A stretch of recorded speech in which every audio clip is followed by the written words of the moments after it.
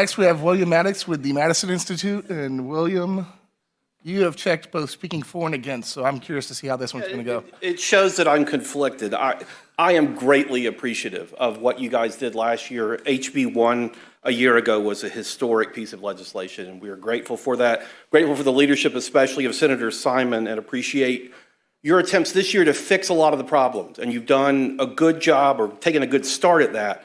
But there are several things, as we've heard, that are problematic. And as someone mentioned earlier, we have concerns about the online stuff that has been referenced. But I want to speak particularly this afternoon about the PEP changes, because we're very concerned that these sweeping new restrictions on ESA uses will have a chilling effect on parents both participating in the program and in providers entering into this space and seeking to serve parents.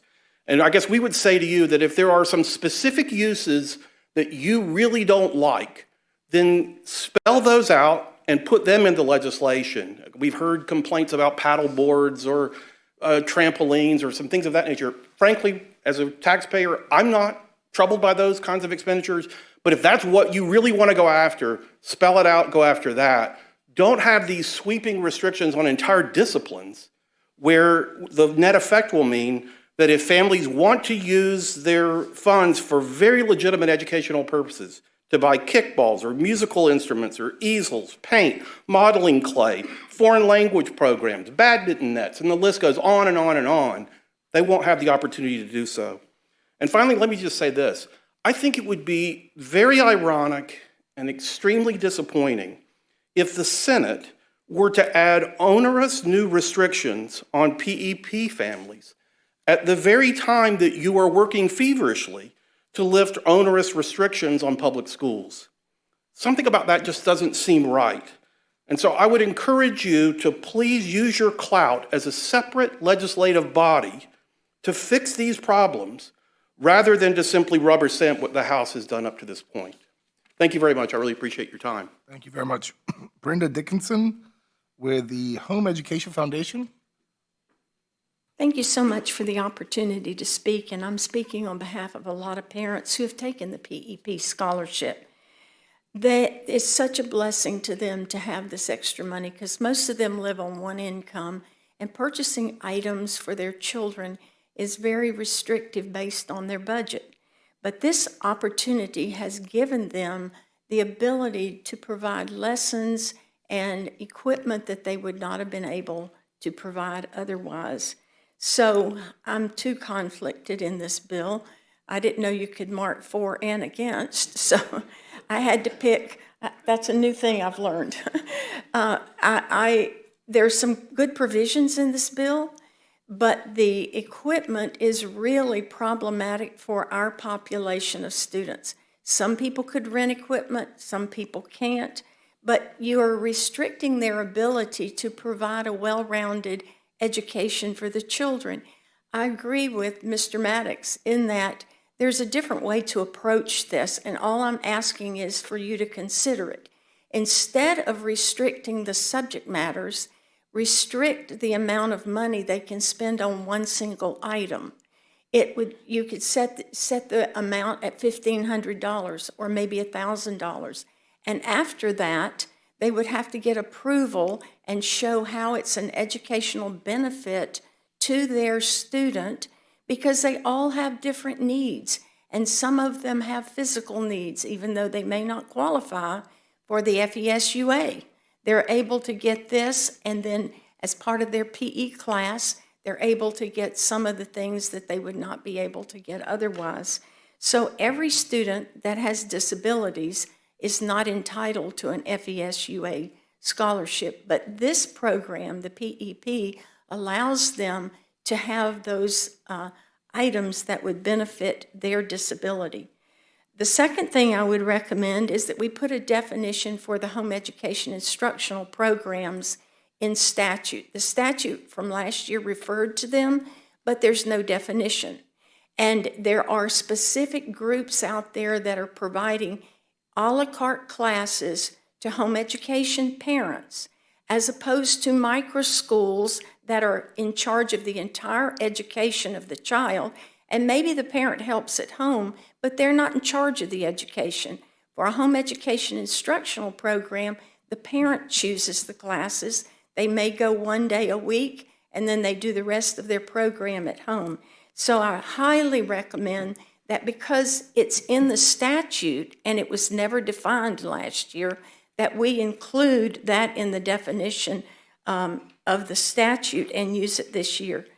The other thing I want to point out, which some people are misinformed about, and this really needs to have some clarity in the statute, is we've heard in the House that, the kids can go to the public school and get instruments, or they can rent instruments. Well, maybe some can, maybe some can't.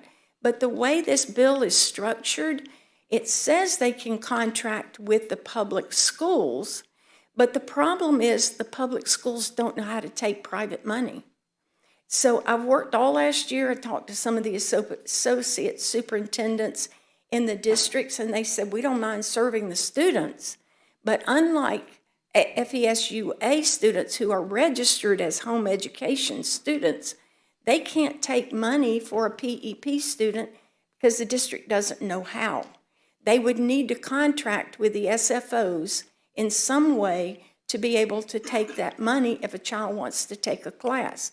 And I don't hear any pushback from the districts, but they're going to have to define how much each class costs and how the parent is going to provide that money through the SFO, which means every district needs to be registered in the provider list for the FSO so that they can, the parent can pull down the drop down and tell the SFO to pay the district. It's kind of complicated, but we need to require the SFOs and the districts to come up with contracts so that these kids can take classes. One of the worst ones that I heard about, other parents can find opportunities for their kids through private lessons, or even in the case of Tallahassee, there's a homeschool orchestra, and I hope somebody's going to speak on that later.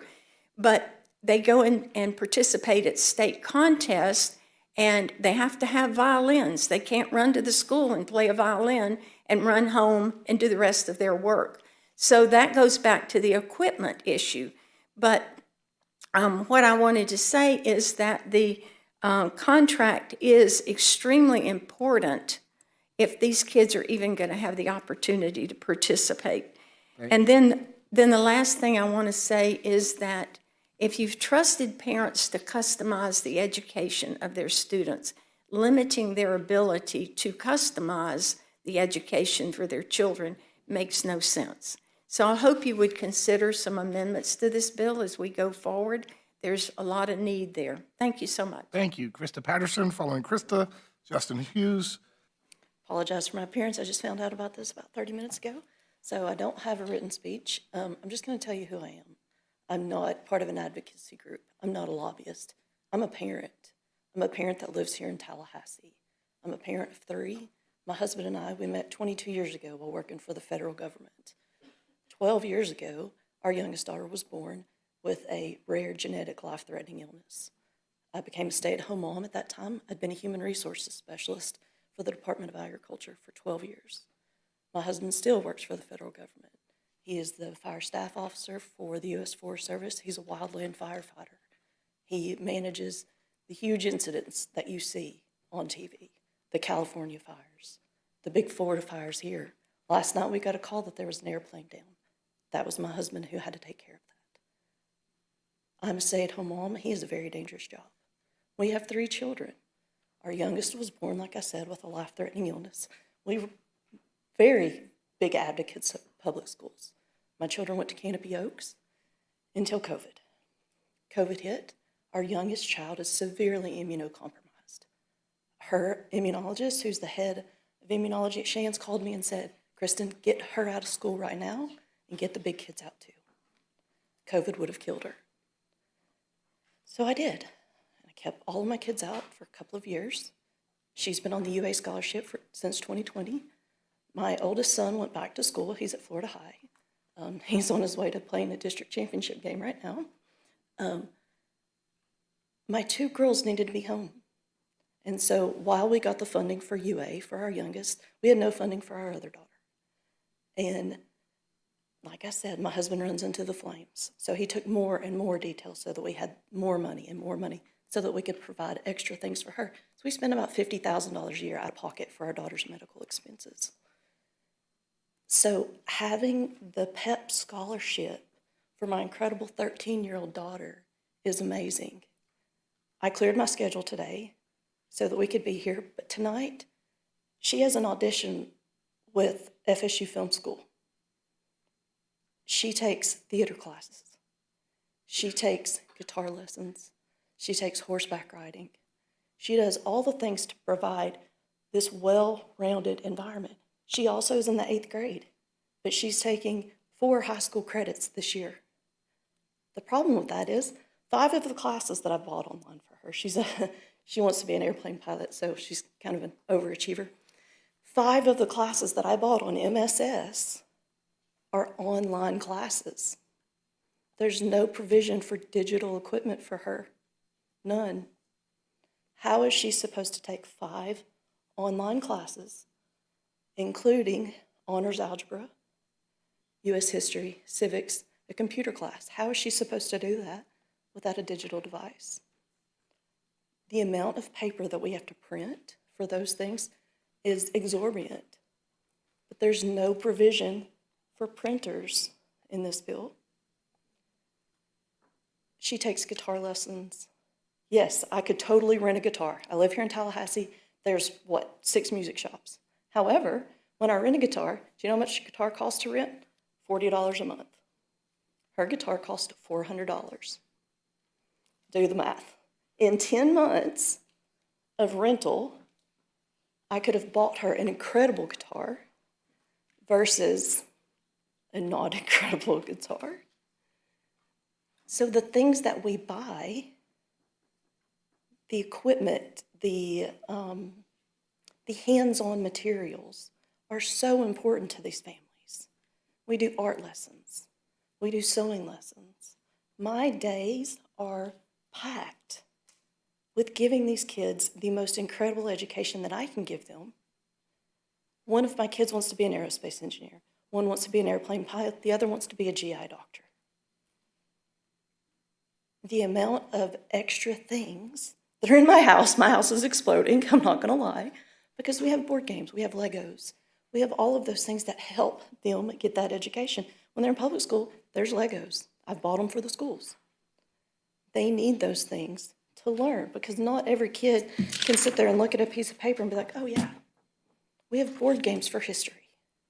We have Legos for history and architecture and engineering and art classes. My youngest and Aubrey, we do an art project with every lesson that we do, every unit study. I lay out all the art projects because they can remember what a manatee looks like when they draw the manatee instead of just looking at it in a book. They can tell you the anatomy of just about any sea creature because we painted them. We did watercolors. We made them with clay. Without the ability to buy those extra things,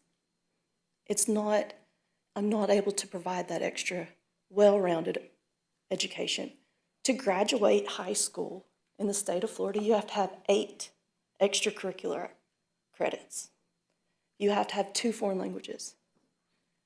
Those things have to be purchased. Yes. With this bill, I can't buy her foreign language class. With this bill, how am I going to provide her with the digital media class that she's required to have to graduate from your high schools? These are your laws. And trust me, you want my kids to stay here. They are incredible people. Thank you very much for your testimony. Thank you. Appreciate it. Sorry, I get long-winded. No, you're fine. You did great. Next, Mr. Crawford. Hi. You're recognized. Thank you. I found out about this last minute. I wrote my notes on the way here. We weren't able to find a babysitter, so my kids are here with me. I have 4. I'm a mom of 4. We've been homeschooling for over 7 years. And as of this year, 3 of my 4 children, ages 13, 10, and 8, are on the PEP scholarship. This is very out of my comfort zone speaking, but I'm here for them, and this is honestly a great learning experience for them, so thank you for letting us speak. PEP has been such a blessing for our family. We are a low-income family. We were actually in the income priority tier for PEP. But it hasn't really been a blessing because of the lessons and classes. We were always able to find low-cost options for those. We've been doing this for years. It's been such a blessing for us this year because of our ability to purchase equipment. And so I would like to speak for a moment about my concerns about the restriction on equipment use as instructional materials. Because of PEP this year, I've been able to get canvases, paints, sewing equipment, and clay for my budding artists. My 10-year-old is amazingly talented. I wish I could show you. She loves sculpting. She loves painting. I've been able to buy those supplies. They seem like small things, but on a low-income budget like ours, they add up quickly, and the scholarship has been an amazing blessing to purchase those. We recently purchased some simple instruments, a harmonica, a kid's bongo drum, some rhythm instruments, a xylophone. Not expensive things, but we've been using them to teach the kids how to read music, to teach them rhythm, and also cooperation, because we actually sat around the dinner table last night and played music together, having everybody join in on different beats and talking about how music works. When the musical instruments arrived, my kid's faces just lit up. And that has just been such a blessing to us this year. My son grabbed the harmonica immediately and he was so excited to learn it. We didn't need the lessons. My daughter, we bought a child-sized guitar for her just the other day using PEP funds through the Scholar Shop, a $50 guitar. It's not an expensive one, but my husband plays guitar, but his full-size one was too big for her hands to go around and actually use the strings. I can't really even explain the way her face lit up whenever she got a guitar and knew that her dad would be able to sit with her and teach her guitar. For our family, we haven't needed the lessons. We've needed the equipment, and that has been such a blessing. And that is why I was disappointed to see the language restricting the use of equipment purchased as instructional materials to only the 4 core subjects. It has been said that PEP parents could just put their kids in public schools for these things, but that won't work for every homeschooling family. For some families, as was expressed here today, it's not the ideal environment. It's not the best environment for their kids, but also for us, we're a one-vehicle family, and we have to schedule our outings around my husband's work schedule, which changes every day. So for us, having the flexibility to do those things at home is important. Digital devices was also mentioned, and that's been a concern for us as well. Our printer is like 15 years old, and it's on its last leg. We print a lot of stuff. But my main concern today is not that nothing new was added, but that the things that we were able to enjoy this year are about to be restricted. And honestly, that's a little heartbreaking to me after having seen how much this really was giving my kids this year. They've been able to pursue their passions and their talents and their interests in a way that we just couldn't afford to do before. So we're not asking for extravagant purchases, and I know that there's been concerns about responsible use of the funds. I'm frugal by nature. We're a one-income, low-income family. I want to use the funds responsibly, and I've been so grateful for this year. I would just hate to lose the freedom to customize my use of those funds to the things that best meet my children's needs. And that's why I'm here speaking today for myself, for my children, and for other families like ours. Thank you for your time. Thank you very much. Next, we have Amy Stewart, recognized. Hi, good afternoon. I'm Amy Stewart. This is Reagan. She's 8, and this is Alexandra. She's 6. And she just lost her first tooth while sitting on that front row. So I don't think we will ever forget this moment. Tooth Fairy. I have a friend who does milkshakes, so that's all they've been asking for the last 15 minutes. This is full circle. I met my husband in the Tennessee State Senate 20 years ago, and I started off as my first career kind of in the back, taking notes and making sure things were done correctly. So I think it's quite an opportunity that we were able to just drop our lunch, what we're in the middle of doing, Latin, and come here to be able to tell you about how amazing PEP has been for our family, and an opportunity it's been for their education, and to encourage, as you look at these amendments, to really think about best use of the money for equipment going forward. Sorry, as again, we kind of came in last minute as well, so we kind of jotted some notes down. We participate in a Tallahassee homeschool orchestra. We meet weekly on Wednesdays mornings together.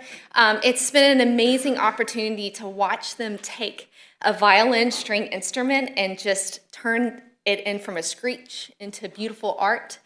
They work cooperatively together. I love that there's one little gentleman in her class who's actually not able to even hold a violin because of a physical problem, but he was able to purchase a viola.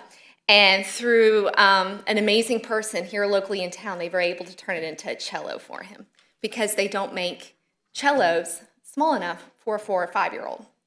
That comes from purchasing money and having the ability to do it. The purpose of a personalized education is to be able to pick and tailor your education for your particular child. I started off actually after I left the Tennessee State Senate, I went into the public school system, and I taught in the public school system for 6 years before having Reagan.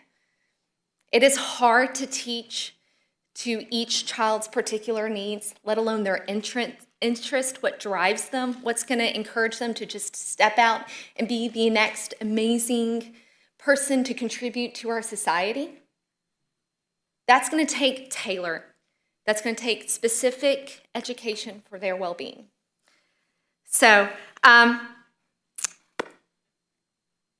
I will never forget hearing in my master's program, gosh, it'd be early 2000s, about Amsterdam, and I'm not too sure if y'all have heard about this as well. Years ago, they made the choice to let the money follow the child, and the child will have specific use of where the money goes, or to a particular school or a private public school. It radically changed their system.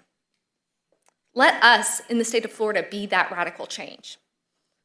So really think about, as you come to these amendments, how these specific elimination of printers, cellos, violins, whatever, online courses, let's really think about how you can put a cap on money. I don't need $2,000 for a little baby violin. It's just a couple $100, if that. So think about maybe putting a cap on, or even if you don't want a trampoline or a specific item, take that out. So we are beyond grateful for this year for the PEP funding. Like I said, we would not have been able to do, they do an online Latin course that we would have not been able to afford. Both my husband and I work for nonprofits. We serve the Tallahassee community. We could not afford these things that we were able to do this year. So thank you. Thank you for your time. Thank you very much. Members, we're in debate. Senator Yarborough, in debate. Thank you, Mr. Chairman. First, wanted to thank our chair, Chair Simon. Thank you for your leadership on this year and last year when we had HB1 and all of the work you've done. And I wanted to thank the families, too, for coming today, and we've gotten a lot of input from other families. We too, at the Yarborough House, we have a homeschool program, and we also participate in a co-op. We have 4 boys. My wife's amazing, so full disclosure on that. So, but I wanted to say I appreciate the feedback because this is important. I've relayed my input to our staff and to others about this. I do take slight exception. There was one comment made that the Senate might just rubber stamp what the House sends. If anyone knows our president, then you probably know she's not a rubber stamp, so she listens. Yes, there are things the House wants. Yes, there are things the Senate wants. We know that Speaker Renner was our all-star architect behind what we did last year, but it took all of us to pass it, and the governor's support, obviously, too. So in working through all of that, there's a lot that goes into everything before it's put out for debate and for consideration and all of that. So I just wanted to say on 2 points quickly, Mr. Chair, again, thank you. I do think we need to look at the definition with regard to the home education instructional program to make sure that's tight as we move forward. And then also for instructional materials, the hard part, and I do support the bill today, but I hope we'll continue to work on it. It does, to me, put a restriction on legitimate expenses, which could be used for music, arts, physical education, things of that nature. But I also understand from talking to our folks that we're going to continue to take a look at the purchasing guide and other items that dictate what can be used and all of that. So definitely agree we need the accountability, and we need to put those items in place to make sure public dollars are being used effectively. But as we move forward, I hope we can continue to work on it and make it the best offering and product it can be for our families out there. Thank you very much. Senator Burgess in debate. Thank you. I know our time is short, Mr. Chair, and so I won't really belabor the point because a lot of what Senator Yarborough said is exactly what was on my mind. Absolutely recognize and thank you, Senator Simon, again, for your awesome work here and your open door.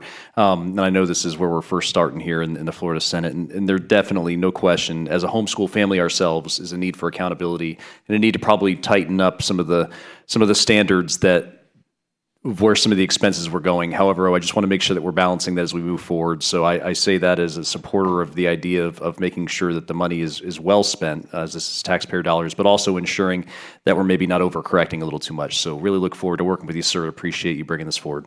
Senator on debate. Thank you, and I echo a number of the concerns of Senator Yarborough and Senator Burgess. We too, homeschooling family, 8 years with a co-op, but have been watching this program and have a lot of concerns about some of the spending that we have seen happen and kind of the extent of what that looks like. And I think that, we're going to struggle with that as a state in terms of what's really appropriate and how does it really translate into supplementing a family's income versus education. I mean, there's real legitimate challenges from a policy perspective as we sit here and talk about these things, and we can't act like it's not complicated. I do think it's very narrow to suggest there are 4 or 5 subjects in which you purchase equipment, most that don't require equipment. I mean, frankly, science requires equipment. So I think that part it's challenging and it's going to take hard work. And so I appreciate everybody coming up here to speak to us. And also we appreciate real feedback with real answers, not just eliminate kayaks, not just eliminate this thing we don't like, because that's not what this is about, but there has to be a deliberative process that can be applied so that there's not abuse, because our responsibility to public dollars is real. I also am supportive of a hybrid program. Clearly, we've done it for 8 years, and I think that we should explore what that looks like in our regular FTC, FES scholarship. So thank you. Senator Jones in debate. Very quickly, because everything has already been said, I just want to thank the bill sponsor for the SFOs and making sure that the on-time payment and the fees for the students and the parents, because I brought it up when we were in committee, the amount of calls we were getting in my district, more particularly as far as payout. So thank you, Chair, for hearing that concern during committee. So thank you. That's all I want to say. Senator Osgood in debate. Thank you. And thank you, Senator Simon, for continuing to listen and work on improving education in Florida. And as I heard from Senator Yarborough and Senator Burgess, I agree. I think when we talk about equipment, particularly as it relates to arts, it's very critical that our kids have those options and that we do what we can to make sure there's access for parents who cannot afford the instrument that's a part of the tool that they need for the class. I also want to ask you in your close, sir, if you could just kindly address the change of those families changing from the Hope Scholarship now to the FES EO Scholarship and why we're doing that. Any further debate? Seeing none, Senator Simon, you're recognized to close on your bill. Thank you, Mr. Chair. One, I want to thank all of the parents that came out and spoke on your concerns. They are my concerns as well. We did such a massive expansion of our of HB1 last year in our choice movement that, of course, there were going to be some issues and some hiccups, and there's going to be some course correction. And we're going to continue to work on this issue year in and year out because, as you all have heard from the governor and others, Florida is a choice state. And so we'll continue to work on this and get the parties, the stakeholders at the table to make sure your voices are heard.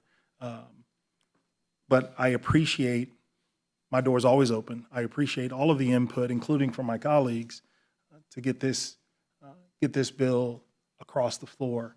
Again, I don't think it's perfect. Rarely do we get things perfect, but we don't want perfect to be the enemy of good. And so we'll continue to work on this to get it to a place where your families aren't suffering, your students, more importantly, aren't suffering as we move forward. As it pertains to the Hope Scholarship, Senator Osgood, the Hope Scholarship, because of the universal voucher, that Hope Scholarship for those students that were bullied or all of those things that on why they left, those Hope Scholarships will still be funded. They just won't be under the Hope. Those dollars that were going to those FTC dollars that were going to the Hope Scholarship will be into that FTC pot to fund those scholarships moving forward. And with that, I close. Closing bell, please call the roll on Senate S. All right, excuse me, 1 second. Senator Perry moves that SPB 7048 be submitted as a committee bill. Please call, seeing no objection, please call, show the motion adopted, please call the roll on SPB 7048. Senator Berman. Senator Claudiu. Senator Collins. Senator Grawl. Senator Jones. Senator Osgood. Senator Perry. Senator Yarborough. Senator Burgess. Senator Simon. Yes. Chair Hudson. Yes, and by your vote, show SPB 7048 as reported favorably. Next, we'll take up tab 3.